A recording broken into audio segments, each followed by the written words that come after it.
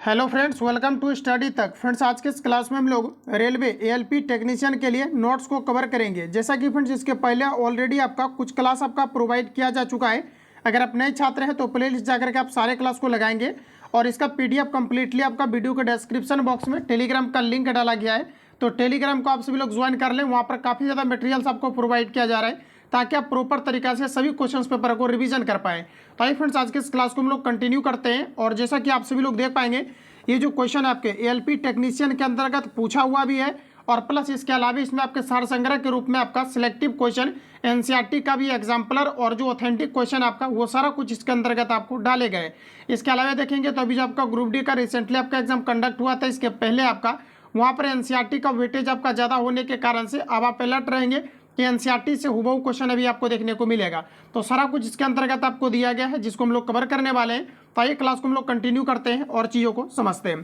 तो फ्रेंड्स, आज का पहला क्वेश्चन आपके सामने आ चुका है। यहाँ देखिए, यहाँ से आपका ऑब्जेक्टिव क्वेश्चन आपका शुरू होगा, क्योंकि इसके जस्ट आपके पहले आप देखेंगे तो आपका जो है आपका टू द पॉइंट आपका क्या है कि कुछ क्वेश्चन आपको दिया गया है थ्योरी टाइप का आपका, जिसको कि आपका टू द पॉइंट आपको पढ़ना है। तो वो सारा कुछ आपका इसका पीडीएफ ही आपको मिल जाएगा, तो आप सभी लोग प्रॉपर तरीका से इसको रिवीजन करेंगे। तो आइए क्लास को कंटिन्यू करते हैं। तो देखिए, पहला क्वेश्चन हमारा कुछ इस प्रकार से दिया गया है। ये आपका ए है और यहाँ पर आप देख पाएंगे ये आपका बी है। तो यहाँ पर देखिए हमारा क्वेश्चन जो दिया गया आपका, साथियों कहा जा रहा है कि चित्र में दो लड़के ए तथा बी एक ब्लॉक पर लगाते हुए, कहा जा रहा है कि बल लगाते हुए दिखलाए हुए हैं। कहा जा रहा है कि यदि ब्लॉक दाहिनी और गति करता है तो निम्नलिखित में से कौन सा कथन सही है, ये आपको पर पूछा जा रहा है। पहला स्टेटमेंट है कि ए द्वारा लगाए गए बल का परिमाण बी की अपेक्षा अधिक होगा। तो निश्चित रूप से क्या है, आपका बी की अपेक्षा क्या हो जाएगा, तो आपका अधिक होगा, तभी ये जो है ये आपके दाहिनी और आपका खिसकेगा। तो पहला देखिए यहाँ पर आपका जो है आपका करेक्ट आंसर आपका हो जाएगा। क्लियर है।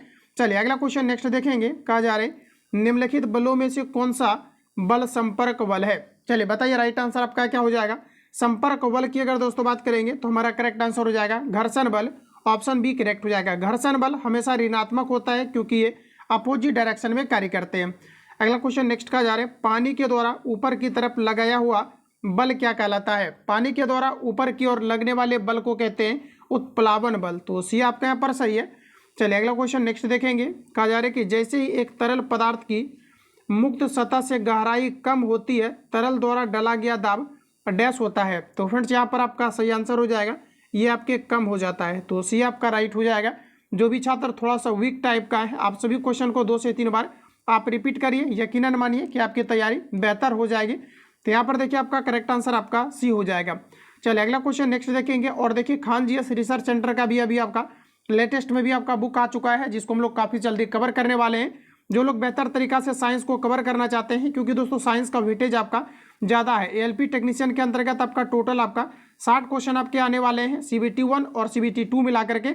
और आपका एएलपी टेक्नीशियन की अगर बात करेंगे, इसमें आपका टोटल आपका 40 क्वेश्चन आपके पूछे जाने हैं। तो आप समझ सकते हैं कितना ज़्यादा वेटेज होता है। तो आपको प्रॉपर तरीका से सभी क्वेश्चन पेपर को लगाना है। नेक्स्ट क्वेश्चन है कि डैश में वृद्धि के साथ एक ठोस द्वारा डाले गए दाब में कमी आती है। तो देखिए यहाँ पर हमारा करेक्ट आंसर हो जाएगा क्षेत्रफल में। ऑप्शन आपका बी करेक्ट हो जाएगा। अगला क्वेश्चन नेक्स्ट है कि उत्क्षेप बल और कहा जा रहा है भार कार्य करते हैं। उत्क्षेप बल और भार कार्य करते हैं। देखिए, उत्क्षेप बल की अगर बात करेंगे, ये आपका विपरीत दिशा में कार्य करता है, तो बी आपका पर राइट हो जाएगा। चलिए अगला क्वेश्चन नेक्स्ट कहा जा रहा है कि जहाज़ों की गति में वृद्धि डैश पर आधारित है। देख लीजिए, यहाँ पर आपका एएलपी टेक्नीशियन का पूछा हुआ क्वेश्चन है, एसएससी जेई का भी आपका पूछा हुआ है। देखिए, जहाज़ों की गति में कहा जा रहा है कि वृद्धि डैश पर आधारित है। तो देखिए दोस्तों, यहाँ पर हमारा करेक्ट आंसर हो जाएगा आर्किमिडीज का सिद्धांत पर। ऑप्शन आपका यहाँ पर ए करेक्ट हो जाएगा। अगला क्वेश्चन है, किसी वस्तु का तरल पदार्थ पर रखे जाने से उत्पन्न ऊर्ध्वगामी दबाव को क्या कहते हैं। तो देखिए, इसे कहा जाता है आपका वायल्ड फोर्स। क्या कहा जाता है, तो वायल्ड आपका फोर्स कहा जाता है, वायल्ड फोर्स। ऑप्शन आपका ए करेक्ट हो जाएगा। नेक्स्ट क्वेश्चन है, एक डूबे हुए पिंड पर पानी द्वारा लगाए जाने वाले उत्प्लावन बल द्वारा कहा जा रहा है कि उत्प्लावन बल का दूसरा नाम क्या है। चलिए, तो इसका नाम होता है आपका उत्क्षेप बल। ऑप्शन आपका बी करेक्ट हो जाएगा। चलिए अगला क्वेश्चन दोस्तों नेक्स्ट हम लोग देखते हैं। अगला क्वेश्चन आपके सामने आ चुका है। सभी क्वेश्चन को आपको प्रॉपर तरीका से अटेम्प्ट लेना है। यदि आप एक गिलास को पानी और बर्फ से पूरी तरह भरते हैं और बर्फ पूरी तरह गल जाती है तो क्या होगा। तो इसमें देखिए किसी प्रकार का परिवर्तन नहीं होता है। तो यहाँ पर देखिए आपका करेक्ट आंसर ऑप्शन आपका सी करेक्ट हो जाएगा। जल स्तर पूर्ववत रहेगा, इसमें किसी प्रकार का वेरिएशन नहीं होगा। चलिए अगला क्वेश्चन नेक्स्ट का जा रहा है कि यदि कोई वस्तु डूबती है तो वस्तु पर तरल द्वारा प्रयुक्त उत्क्षेप बल डैश होगा। तो देखिए हमारा सही आंसर हो जाएगा ये वस्तु के भार से कम होगा। ऑप्शन आपका सी करेक्ट हो जाएगा। चलिए अगला क्वेश्चन दोस्तों नेक्स्ट का जा रहा है किसी तरल के लंबवत कार्य करने वाला बल क्या कहलाता है। किसी तल के लंबवत कार्य करने वाला बल क्या कहलाता है, ये आपको यहाँ पर पूछा जा रहा है। तो देखिए हमारा करेक्ट आंसर हो जाएगा इसे उत्क्षेप बल कहते हैं। तो ये हमारा करेक्ट हो जाएगा। अगला क्वेश्चन है बर्फ पानी पर तैरती है क्योंकि इसका घनत्व। बर्फ पानी पर इसलिए तैरती है क्योंकि इसकी जो पानी की अपेक्षा बर्फ का जो घनत्व होता है ये आपका कम होता है। तो यहाँ पर लगाइए आप लोग, राइट आंसर क्या होगा। पहला है कि पानी से अधिक होता है, गलत है। पानी से कम होता है, तो यहाँ पर आपका करेक्ट आंसर बी हो जाएगा। चलिए अगला क्वेश्चन दोस्तों नेक्स्ट का जा रहा है कि चांदी का घनत्व 10.8 गुना 10³ kg पर मीटर क्यूब और पानी का घनत्व 10³ kg पर मीटर क्यूब है। तो चांदी का आपेक्षिक घनत्व क्या होगा, ये आपको पर पूछा जा रहा है। इसका देखिए जस्ट अभी आपका क्या है कि नीचे आपके नोमेरिकल भी आपको दिया गया है, लेकिन साथियों अगर नोमेरिकल आ गया है तो इसको आपको सॉल्व करना है। तो यहाँ पर देखिए आपको सिंपल सा क्या होता है कि जो आप आपका अपेक्षिक घनत्व होता है ये आपका क्या हो जाएगा, तो 10.8 गुना 10³ 3 और बटे आपका 10³ 3 हो जाएगा। ये कंप्लीट आपका कट जाएगा। तो 10.8 यहाँ पर आपका सही आंसर हो जाएगा, जो कि ऑप्शन आपको सी में आपको दिया गया है। अगला क्वेश्चन नेक्स्ट का जा रहा है कि सापेक्ष घनत्व डैश के बराबर होता है। सापेक्ष घनत्व किसके बराबर होता है, तो हमारा करेक्ट आंसर हो जाएगा पदार्थ का घनत्व बटे पानी का घनत्व। तो ऑप्शन आपका सी करेक्ट है। क्लियर है। चलिए अगला क्वेश्चन नेक्स्ट देखेंगे कि निम्नलिखित में से किसकी कोई इकाई नहीं है। फ्रेंड्स रेलवे के अंतर्गत आप 40 में अगर 35+ स्कोर करना चाहते हैं, आप यकीनन मानिए कि प्रीवियस ईयर जितना भी क्वेश्चन आपका रेलवे के अंतर्गत पूछा गया है, RRB JE ALP technician group D जो भी आपका एग्जाम कंडक्ट हुआ था रिसेंटली आपका जस्ट इसके पहले आपका, आप उन सभी को लगाइए। आप यकीनन मानिए कि साइंस में आपका बेहतर आपका हो जाएगा और बेहतर तरीका से आप साइंस को कवर भी कर पाएंगे, क्योंकि जितनी भी आपका रेलवे में साइंस पूछा जाता है ये क्वेश्चन आपके बराबर आपका रिपीट होता है और मैं निश्चित रूप से आपको कवर कराऊंगा। तो आप सभी लोग पेशेंस रखेंगे और डेली वाइज आपको कवर करना है। उसके बाद मैं आपको 40 क्वेश्चन का टेस्ट भी लगवाऊंगा और खुद को देखेंगे कि आप कितना इंप्रूवमेंट आप कर पाए हैं और क्या आपका एक्यूरेसी आपका है। ठीक है, तो चलिए यहाँ पर देखिए हमारा नेक्स्ट क्वेश्चन है निम्नलिखित में से किसकी कोई इकाई नहीं होता है, ये आपको यहाँ पर पूछा है। तो देखिए हमारा करेक्ट आंसर हो जाएगा सापेक्षिक घनत्व का कोई इकाई नहीं होता है। तो बी आपका यहाँ पर राइट है। चलिए अगला क्वेश्चन कहा जा रहा है यदि कोई वस्तु तैरती है तो कहा जा रहा है कि वस्तु पर जल द्वारा लगाए जाने वाला उत्क्षेप बल किस प्रकार से होगा। तो देखिए हमारा करेक्ट आंसर हो जाएगा वस्तु के भार से अधिक होगा। तो डी आपका यहाँ पर राइट है। चलिए अगला क्वेश्चन नेक्स्ट का जा रहे हैं जब एक पिंड को किसी तरल में पूरी तरह से या आंशिक रूप से डुबाया जाता है तब उस पर ऊर्ध्वा दिशा में एक बल प्रयुक्त होता है जो उस पिंड द्वारा विस्थापित किए गए तरल के भार के बराबर होता है। यह किस नियम द्वारा स्पष्ट होता है। तो देखिए आर्किमिडीज का ये आपका नियम है। यहाँ पर देखिए हमारा सही आंसर ऑप्शन आपका ए करेक्ट हो जाएगा। देख लीजिए ये सभी क्वेश्चन आपके प्रीवियस ईयर में पूछा गया है, 2014 में भी आपका पूछा गया है। तो आप प्रॉपर तरीका से इन सभी क्वेश्चन को आप ध्यान में रखेंगे। चलिए अगला क्वेश्चन नेक्स्ट का जा रहा है कि सीजीएस प्रणाली में विकृति की इकाई क्या है। तो देखिए सीजीएस प्रणाली में विकृति की इकाई क्या है। तो फ्रेंड्स यहाँ पर हमारा करेक्ट आंसर हो जाएगा ऑप्शन आपका सी। इसका कोई इकाई नहीं होता है क्योंकि जो विकृति होता है ये रेशियो के फॉर्मेट में होता है और इसका यूनिट कट जाता है। तो यहाँ पर आपका सी करेक्ट है। एक कहा जा रहा है कि ब्लॉटिंग पेपर स्याही कैसे सोखता है, ये आपको पर बताना है। तो देखिए हमारा करेक्ट आंसर हो जाएगा ऑप्शन आपका बी, ये आपका केशिका क्रिया के द्वारा। तो बी आपका पर राइट है। चलिए अगला क्वेश्चन नेक्स्ट है एक द्रव की बूंद संयोजित होती है क्योंकि इसके कणों का आकर्षण इसका संभव क्षेत्रफल न्यूनतम करता है। इस परिघटना को कहा जाता है। तो दोस्तों इस परिघटना को कहा जाता है पृष्ठ तनाव। ऑप्शन ए करेक्ट हो जाएगा। अगला क्वेश्चन है जल की गिरती हुई बूंद किस गुणधर्म के कारण गोलाकार होता है। तो ये क्वेश्चन बच्चा को पता है कि ये आपका पृष्ठ तनाव के कारण से। तो ऑप्शन यहाँ पर हमारा ए करेक्ट हो जाएगा। चलिए अगला क्वेश्चन नेक्स्ट देखेंगे। कहा जा रहा है एक टैंक को एक समान क्षैतिज त्वरण से एक द्रव द्वारा आंशिक रूप से भरा गया है। निम्नलिखित में से एक टैंक में द्रव की सतह के लिए कौन सा कथन सत्य है, ये आपको पर बताना है। देखिए क्वेश्चन को हम लोग रिपीट करेंगे। एक टैंक को एक समान क्षैतिज त्वरण से एक द्रव द्वारा आंशिक रूप से भरा गया है। निम्नलिखित में से एक टैंक में द्रव की सतह के लिए कौन सा कथन सत्य दिया गया है। वीडियो को पॉज करके आप सभी लोग क्वेश्चन को बनाइए। पहले यहाँ पर देखिए हमारा करेक्ट आंसर हो जाएगा ए, क्योंकि दोस्तों द्रव की सतह गति की दिशा में गिरता है और टैंक के पीछे की ओर आपका उठता है। तो यहाँ पर देखिए आपका करेक्ट आंसर ये आपका हो जाएगा। चलिए नेक्स्ट क्वेश्चन कहा जा रहा है कि उत्प्लावकता जो बल है, ठीक है, कहा जा रहा है कि उत्प्लावकता जो बल है सिद्धांत के आधार पर जहाज पानी में तैरते हैं। सर्वप्रथम इस सिद्धांत की पहचान करने का श्रेय किस वैज्ञानिक को दिया जाता है? देखिए उत्प्लावकता अगर बल की दोस्तों बात करेंगे तो ये हमारा करेक्ट आंसर हो जाएगा आर्किमिडीज, ऑप्शन आपका सी करेक्ट हो जाएगा। अगला क्वेश्चन है कि निम्नलिखित में से कौन सा कारण किसी दिए गए द्रव में वस्तु पर कार्यरत उत्प्लावन बल के परिमाण पर निर्भर करता है? तो देखिए यहाँ पर हमारा सही आंसर हो जाएगा ये आपके तरल पदार्थ का घनत्व और उसमें डूबी हुई वस्तु का आयतन पर डिपेंड करता है। तो सी हमारा करेक्ट हो जाएगा। अगला क्वेश्चन नेक्स्ट पॉइंट कहा जा रहा है कि उत्प्लावन का केंद्र हमेशा होता है, जो उत्प्लावन आपका फोर्स होता है इसका केंद्र आपका किस ओर होता है? तो देखिए अब हमारा करेक्ट आंसर हो जाएगा विस्थापित द्रव के आयतन के केंद्र के संपाती होता है। तो यहाँ पर आपका करेक्ट आंसर बी हो जाएगा। क्वेश्चन को आप रिपीट करेंगे क्योंकि साइंस का थोड़ा लेवल आपके रहेंगे रेलवे के एग्जाम में, इस कारण से आपको ध्यानपूर्वक आपको लगाना है। तो देखिए कहा जा रहा है यहाँ पर आपका कि उत्प्लावन का केंद्र हमेशा होता है, तो विस्थापित द्रव के आयतन के केंद्र के संपाती होता है। तो बी अगर आपने दिया है बिल्कुल करेक्ट हो जाएगा। अगला क्वेश्चन नेक्स्ट है कि किस सिद्धांत या नियम के आधार पर वस्तुएं पानी में तैरती है? तो हमारा करेक्ट आंसर हो जाएगा आर्किमिडीज का नियम, ठीक है। तो यहाँ पर आपका सही आंसर आपका सी हो जाएगा। और ये देखिए क्वेश्चन आपके कई बार आपके एग्जाम में पूछा गया है, तो आपको प्रॉपर तरीका से याद रखने हैं।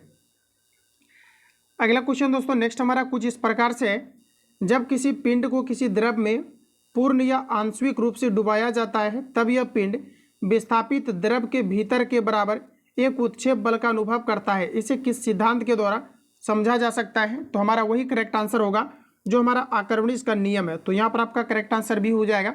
चलिए अगला क्वेश्चन नेक्स्ट कहा जा रहा है कि बिना भंजन के पदार्थ की विकृति होने की योग्यता कहलाती है? तो देखिए हमारा करेक्ट आंसर हो जाएगा इसे कहते हैं सुग घटाय। ध्यान रखेंगे क्या होता है आपका, तो आपका सुग जो है सुग घटयप कहलाता है। तो यहाँ पर आपका सी करेक्ट हो जाएगा। कुछ वर्ड में थोड़ा सा अगर एरर आपको लगता है तो आप इसको रिपीट कर लेंगे, ठीक है, क्योंकि हिंदी है तो थोड़ा प्रॉब्लम होता है, तो आप सभी लोग इसको जो है रिपीट आप करेंगे। चलिए अगला क्वेश्चन, क्योंकि काफ़ी सारे छात्र कमेंट कर देते हैं तो इसलिए आपको बेटर ये होगा कि आप थोड़ा उसको रिपीट कर लेंगे, क्लियर है। अगला क्वेश्चन है कि पूर्णतः प्रत्यास्थ वस्तुओं का प्रत्यास्थापन कहा जा रहा है कि प्रत्यास्थापन गुणांक कितना होता है? तो फ्रेंड्स समझिएगा, कहा जा रहा है कि पूर्णतः प्रत्यास्थ वस्तुओं का प्रत्यास्था कहा जा रहा है कि प्रत्यास्थापन गुणांक कितना होता है ये आपको यहाँ पर बताना है। तो देखिए हमारा करेक्ट आंसर हो जाएगा 1 पॉइंट आपका 0 होता है। उत्प्लावन बल का परिमाण तरल के डैश पर निर्भर करता है। उत्प्लावन बल का परिमाण तरल के डैश पर निर्भर करता है। तो हमारा करेक्ट आंसर हो जाएगा घनत्व पर, बी आपका राइट हो जाएगा। चलिए अगला क्वेश्चन है कि उत्प्लावन बल का डैश द्रव के घनत्व और आयतन पर निर्भर करता है। उत्प्लावन बल का डैश द्रव के घनत्व और आयतन पर निर्भर करता है। तो देखिए हमारा करेक्ट आंसर हो जाएगा ऑप्शन आपका बी। उत्प्लावन बल का जो परिमाण होता है ये द्रव के घनत्व और आयतन पर आपका निर्भर करता है। तो बी आपका पर राइट हो जाएगा। चलिए अगला क्वेश्चन नेक्स्ट का जा रहा है कि निम्नलिखित में से दाब की बीमा सूत्र क्या है? तो देखिए जो दाब होते हैं आपका, इसका पूछा रहा है डायमेंशन क्या होगा? तो डायमेंशन इसका हो जाएगा ML-1 T-2, ऑप्शन आपका बी करेक्ट हो जाएगा। अगर आपको पूछा जाता है दाब का एसआई मात्रक क्या होता है, तो ये आपके पास्कल होता है, और पास्कल को हम लोग लिखते हैं न्यूटन पर मीटर स्क्वायर। तो ये सभी पॉइंट आपको यहाँ से याद रखने हैं। अगला क्वेश्चन है कि यदि एक बांध में जल की गहराई h तथा a जल का अनुप्रस्थ क्षेत्रफल तथा t बांध की मोटाई है, तब बांध की दीवार पर लगने वाला दाब किस प्रकार निर्भर होगा? तो देखिए साथियों हमारे पर करेक्ट आंसर जो होगा ऑप्शन आपका डी करेक्ट होगा, इनमें से किसी पर नहीं। ऑप्शन अगर आपने डी दिया है तो बिल्कुल आपका यहाँ पर करेक्ट हो जाएगा। अगला क्वेश्चन है कि जब पानी से भरे हुए एक बीकर में एक क्वार्क और कील को रखा जाता है तो क्वार्क तैरता है जबकि कील डूब जाती है, इसके पीछे का कारण क्या है? चूँकि देखिए कील का जो घनत्व है ये क्वार्क के अपेक्षाकृत ज़्यादा होते हैं। तो हमारा करेक्ट आंसर हो जाएगा कि लोहे की कील का घनत्व ये जो है आपके घनत्व क्या हो जाएगा? अधिक हो जाएगा। तो यहाँ पर आपका करेक्ट आंसर बी हो जाएगा। अगला क्वेश्चन नेक्स्ट का जा रहा है कि दाब को डैश के रूप में परिभाषित किया गया है। दाब को डैश के रूप में परिभाषित किया गया है। तो देखिए हमारा करेक्ट आंसर हो जाएगा ये आपका प्रोनोद यानी थ्रस्ट प्रति इकाई क्षेत्रफल के रूप में। तो ऑप्शन आपका डी करेक्ट हो जाएगा। तुरंत इसको रिपीट करेंगे, दाब को डैश के रूप में परिभाषित किया गया है। तो देखिए इसे हम लोग प्रोनोद यानी थ्रस्ट प्रति इकाई क्षेत्रफल के रूप में से जो है ये आपका जो है आपका रिप्रेजेंट किया गया है। तो आपका करेक्ट आंसर आपका डी हो जाएगा। चलिए अगला क्वेश्चन नेक्स्ट हम लोग देखते हैं। कहा जा रहा है कि चांदी का अपेक्षिक घनत्व 10.8 है, पानी का घनत्व 10⁻³ है। तो पूछा रहा है कि इसका एसआई मात्रक में चांदी का घनत्व क्या होगा, ये आपको पर पूछा रहा है। चलिए आंसर लगाइए आप लोग। राइट आंसर आपका क्या हो जाएगा? तो देखिए फ्रेंड्स ऑप्शन आपका यहाँ पर ए करेक्ट हो जाएगा। ये 10.8 × 10⁻³ kg/m³ आपका करेक्ट आंसर हो जाएगा। चलिए अगला क्वेश्चन की ओर चलते हैं।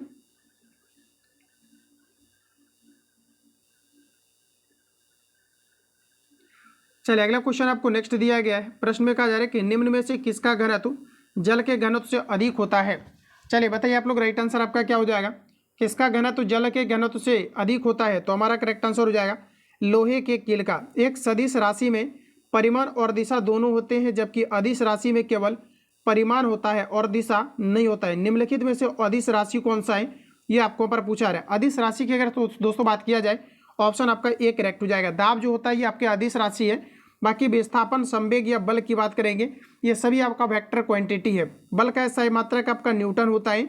विस्थापन को हम लोग मीटर में लेते हैं और संवेग जो होता है इसका होता है kg/m/s। तो ये सभी पॉइंट आपको यहाँ से याद रखने हैं।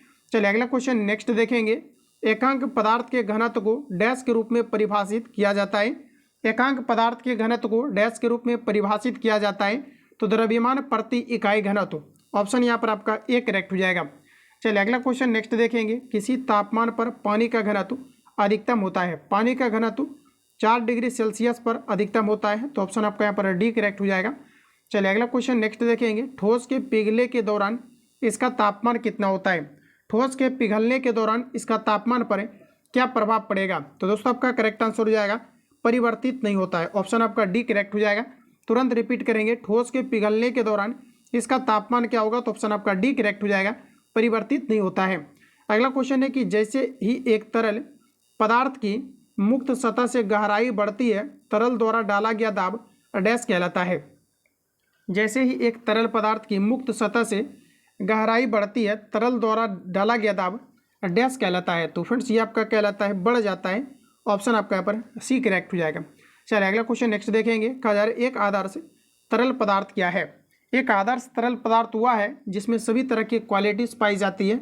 जैसे कि हमारा करेक्ट आंसर हो जाएगा घर्षण रहित और असंपीड्यते होते हैं। इसे हम लोग क्या कहते हैं? एक आदर्श तरल। तो डी आपका यहाँ पर करेक्ट हो जाएगा। क्योंकि दोस्तों जो आपके द्रव होता है, तरल होता है, लिक्विड होता है, इसका गुण ही होता है कि आपके असंपीड्य होते हैं। ये चीज़ें आपको यहाँ पर ध्यान में रखना है। अगला क्वेश्चन है कि ऊंचाई पर उड़ते हुए विमान के केबिन के अंदर का दबाव डैश होता है। तो वायुमंडल की अपेक्षाकृत कम होते हैं। ध्यान रखेंगे। आइए हम लोग इसको यहाँ पर सॉल्व करते हैं और देखते हैं चीज़ों को। लेकिन ये डिपेंड करेगा कि वायुमंडल में जो है ये आपके हवाई या एरोप्लेन विमान ये आपके किस वायुमंडल में उड़ रहा है, क्योंकि अलग अलग आपके लेयर होते हैं। यहाँ पर देखिए हमारा करेक्ट आंसर हो जाएगा ऑप्शन आपका सी, बाहर की तुलना में अधिक होता है। ध्यान रखेंगे। तो सी आपका फ्रेंड्स करेक्ट हो जाएगा, क्योंकि जैसे ही कोई वस्तु ऊपर की ओर जाता है तो वायुमंडलीय जो दबाव होता है ये आपके घटते जाते हैं। इसी कारण से जब कोई व्यक्ति पहाड़ पर खाना बनाता है तो खाना लेट से इसलिए पकते हैं क्योंकि वहाँ का जो वायुमंडलीय दबाव होते हैं ये आपके कम होते हैं। या फिर पहाड़ों पर चढ़ने के दौरान ब्लड क्यों आने लगता है? इस कारण से क्योंकि जो हमारे बॉडी का जो प्रेशर होता है ये वायुमंडल की अपेक्षाकृत अधिक होता है और ऊंचाई पर जाने के बाद वायुमंडलीय दबाव आपके कम हो जाते हैं। तो यहाँ पर देखिए ऑप्शन आपका यहाँ पर सी करेक्ट हो जाएगा। चलिए अगला क्वेश्चन नेक्स्ट देखेंगे। कहा जा रहा है एक निश्चित तापमान पर वायु का दबाव डैश के अनुपातिक होता है। एक निश्चित तापमान पर वायु का दबाव डैश के अनुपातिक होता है। तो देखिए यहाँ पर हमारा करेक्ट आंसर हो जाएगा ये घनत्व के अनुपातिक होता है। तो ये आपका राइट है। पानी का घनत्व क्या है?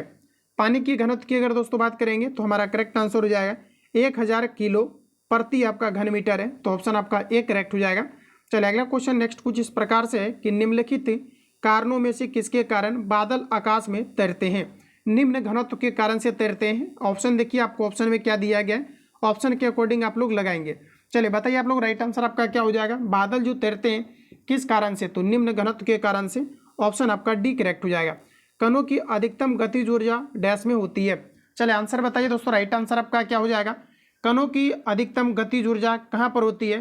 तो हमारा करेक्ट आंसर हो जाएगा गैस में, ऑप्शन ए करेक्ट हो जाएगा। वह स्थिति जिसमें जो है अणुवीय आकर्षण अत्यधिक दृढ़ होती है यानी मजबूत होती है, तो ये हमारा करेक्ट आंसर हो जाएगा ठोस में, ऑप्शन आपका ए करेक्ट हो जाएगा।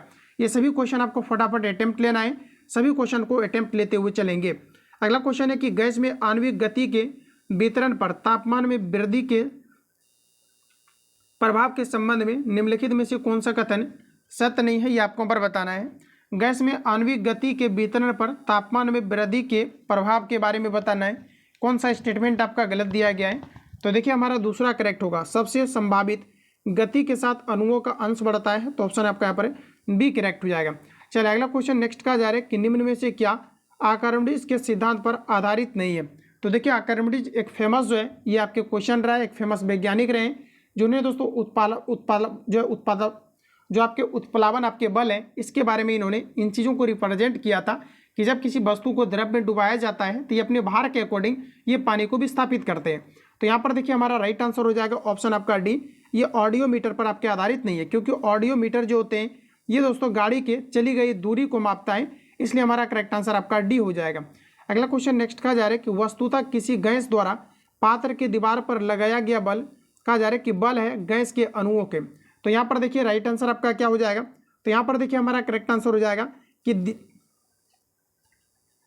क्वेश्चन हमारा कहा जा रहा है कि वस्तुतः किसी गैस द्वारा पात्र की दीवार पर लगाया गया बल गैस के अणुओं के दीवार से टकराने के कारण उसके संवेग में निरंतर परिवर्तन होता है, ऑप्शन आपका डी करेक्ट हो जाएगा।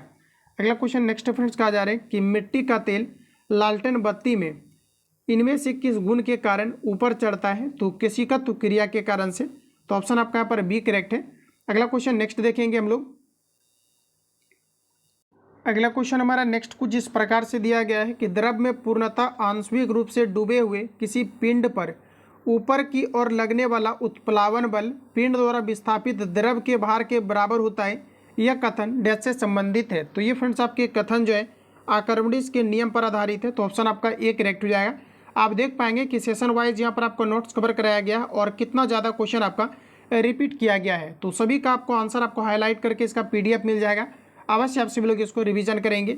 निम्नलिखित में से कौन सा आर्किमिडीज के सिद्धांत पर आधारित नहीं है? चलिए बताइए आप लोग, राइट आंसर आपका क्या हो जाएगा? तो बी हमारा दोस्तों करेक्ट है, हवाई जहाज के पंखों की आपका डिजाइनिंग या आर्किमिडीज के नियम को फॉलो नहीं करता है, तो बी आपका यहाँ पर राइट हो जाएगा। अगला क्वेश्चन नेक्स्ट कहा जा रहा है कि निम्न में से कौन से कहा जा रहा है कि भौतिकविदों ने उत्प्लावन बल के अस्तित्व की व्याख्या किया था? तो देखिए हमारा करेक्ट आंसर हो जाएगा आर्किमिडीज ने किया था, तो ऑप्शन हमारा यहाँ पर ए करेक्ट हो जाएगा। तो दोस्तों पहला आपका सेशन यहाँ से एंड होता है, अब हम लोग नेक्स्ट सेशन में जो है एंटर करेंगे। तो आइए हम लोग नेक्स्ट सेशन को कंटिन्यू करते हैं। तो अगला सेशन का हमारा पहला क्वेश्चन है वातानुकूलित प्लांट की क्षमता दी जाती है। वातानुकूलित प्लांट की क्षमता दी जाती है, फटाफट आप सभी लोग आंसर लगाते चलेंगे जितना फास्ट चल सकते हैं और सभी क्वेश्चंस को आपको अटेम्प्ट लेते चलना है। तो देखिए फ्रेंड्स यहाँ पर हमारा करेक्ट आंसर हो जाएगा टर्न में, ऑप्शन ए करेक्ट हो जाएगा। चलिए अगला क्वेश्चन नेक्स्ट देखेंगे। एक भिखारी ने सर्द रात में खुद को अखबार की कुछ परतों में लपेट लिया। इनका जा रहा है कि इससे इन्हें खुद को गर्म रखने में मदद मिली होगी, क्योंकि इसको यहाँ पर बताना है कि इसका रीज़न क्या है।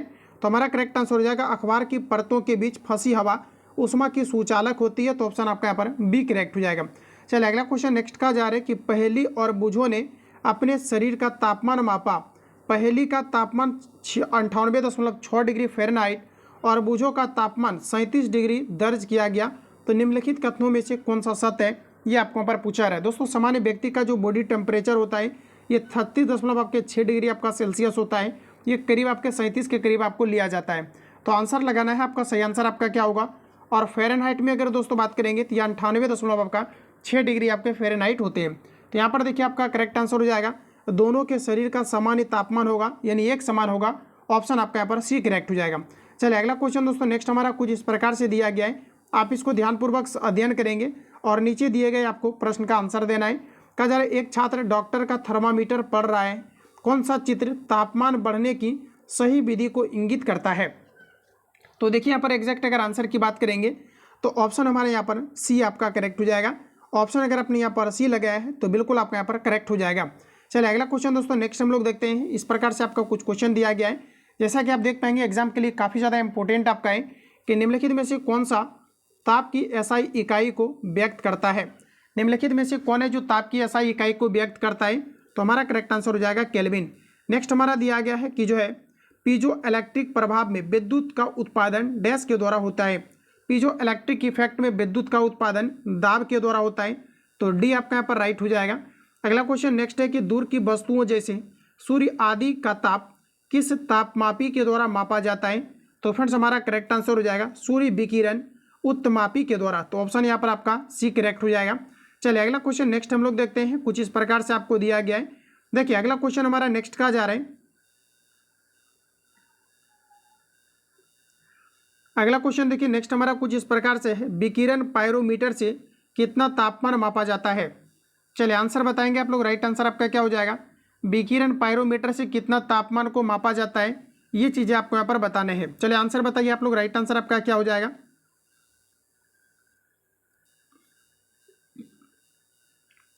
चलिए आंसर लगाइए आप सभी लोग। राइट आंसर आपका क्या हो जाएगा? तो फ्रेंड्स यहाँ पर देखिए आपका विकिरण पायरोमीटर से कितना तापमान मापा जाता है, ये आपको यहाँ पर बताना है। तो हमारा करेक्ट आंसर हो जाएगा इनमें से कोई नहीं। ऑप्शन आपका यहाँ पर डी करेक्ट हो जाएगा। चलिए अगला क्वेश्चन नेक्स्ट का जा रहा है कि सूर्य का तापमान पूछा है कि सूर्य का ताप मापा जाता है। सूर्य की ताप की अगर बात करेंगे तो इसे आपका पायरोमीटर तापमापी द्वारा मापा जाता है, तो सी आपका यहाँ पर राइट हो जाएगा। अगला क्वेश्चन है कि सेल्सियस तापक्रम पर जल के क्वथनांक तथा हिमांक होते हैं। सेल्सियस तापक्रम पर जल के क्वथनांक तथा हिमांक कितना होता है? तो देखिए आपका करेक्ट आंसर हो जाएगा 10 यानी 100 डिग्री तथा 0 डिग्री के आपके बीच होते हैं, तो यहाँ पर आपका करेक्ट आंसर भी हो जाएगा। अगला क्वेश्चन कहा जा रहा है कि पूर्ण चालक के लिए ऊष्मा की चालकता का मान कितना होता है? पूर्ण चालक के लिए ऊष्मा का चालकता मान कितना होता है? तो यहाँ पर देखिए हमारा करेक्ट आंसर हो जाएगा अनंत होता है, ये आपका यहाँ पर राइट हो जाएगा। अगला क्वेश्चन दोस्तों नेक्स्ट कहा जा रहा है, एक अच्छे ताप रोधक में डैश ताप चालकता होती है। एक अच्छे ताप रोधक में डैश ताप चालकता होती है, तो देखिए हमारा सही आंसर हो जाएगा ऑप्शन आपका डी निम्न होता है। चलिए अगला क्वेश्चन नेक्स्ट कहा जा रहा है कि निम्न में से कौन सी एक सतही घटना है? सतह पर होने वाली घटना को हम लोग कहते हैं वाष्पीकरण। वाष्प जो आपका बनता है ये जो है आपके जस्ट आपके द्रव के ऊपर से आपके बनते हैं, जबकि क्वथनांक की बात करेंगे तो ये आपके द्रव के अंदर से बनते हैं, तो यहाँ पर आपका करेक्ट आंसर सी हो जाएगा। चलिए अगला क्वेश्चन दोस्तों कुछ इस प्रकार से हमारा दिया गया है। अगला क्वेश्चन हमारा नेक्स्ट का जा रहा है कि कितना तापमान होने पर पाठ्यांक सेल्सियस और फ़ारेनहाइट में एक समान होंगे, ये आपको यहाँ पर बताना है। ये देखिए ऑलरेडी आपका पूछा हुआ क्वेश्चन है। ऑप्शन आपका यहाँ पर एक करेक्ट हो जाएगा -40 डिग्री। न्यूनतम संभव ताप क्या है? न्यूनतम संभव ताप क्या है बताइए, राइट आंसर क्या हो जाएगा? तो यहाँ पर देखिए हमारा करेक्ट आंसर हो जाएगा -273 डिग्री सेल्सियस। अगला क्वेश्चन नेक्स्ट का जा रहा है कि निम्नलिखित स्थिति में बॉयल के नियम का पालन अच्छी तरह से होता है। बॉयल के नियम की अगर फ्रेंड्स बात करेंगे तो आपका करेक्ट आंसर हो जाएगा निम्न ताप एवं निम्न दाब। ऑप्शन आपका डी करेक्ट हो जाएगा। अगला क्वेश्चन नेक्स्ट है कि क्वांटम सिद्धांत का प्रयोग निम्नलिखित में से किसे स्पष्ट करने के लिए किया जाता है? क्वांटम सिद्धांत का प्रयोग प्रकाश विद्युत प्रभाव के लिए किया जाता है, तो डी हमारा करेक्ट हो जाएगा। अगला क्वेश्चन है किसी द्रव के क्वथनांक का तापमान कितना होता है? किसी द्रव के क्वथनांक का तापमान कितना होता है? क्वथनांक के लिए जो आपका तापमान होता है ये आपका 100 डिग्री सेल्सियस होता है। ऑप्शन के अकॉर्डिंग हमारा सही आंसर हो जाएगा दबाव बढ़ने पर बढ़ता है। तो ऑप्शन अगर आपने बी दिया है तो बिल्कुल आपका यहाँ पर करेक्ट हो जाएगा। तो फ्रेंड्स आज के इस क्लास में हम लोग इतना ही क्वेश्चन को कवर करेंगे। बाकी जितनी भी अभी आपका नोट्स आपका बचा हुआ है लगातार हम लोग कंटिन्यू रखेंगे और काफ़ी जल्दी इस नोट्स को हम लोग कवर करेंगे। बाकी मिलते हैं हम लोग नेक्स्ट क्लास में, तब तक के लिए जय हिंद। जो लोग चैनल पर पहली बार आए चैनल को सब्सक्राइब करके बेल आइकन को प्रेस कर लेना, क्योंकि जब भी क्लास अपलोड हो नोटिफिकेशन आपको टाइम टू टाइम मिलते रहे। मिलेंगे हम लोग नेक्स्ट क्लास में, तब तक के लिए जय हिंद, बेस्ट ऑफ लक।